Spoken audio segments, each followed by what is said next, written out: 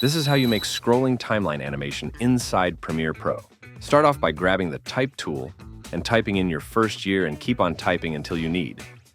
Once you've got all the years written out, then head up to Window and make sure Essential Graphics is turned on. Keep your text layer selected and use those alignment buttons to center the text both vertically and horizontally. Now hop over to Effect Controls.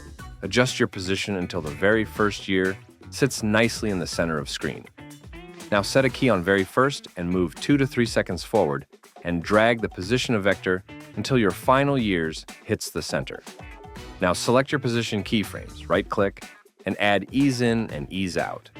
Expand the position options and drag that second blue handle just a little to the left. That slows the ending and makes it feel more polished.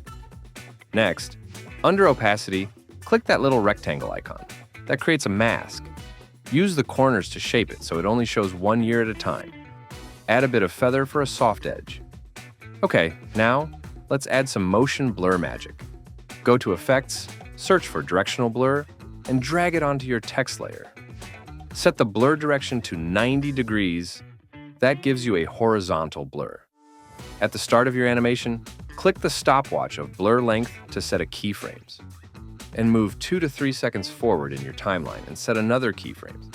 Next, jump to the middle of the animation and crank the blur length up to 30. This is how you create a timeline scrolling animation for your videos.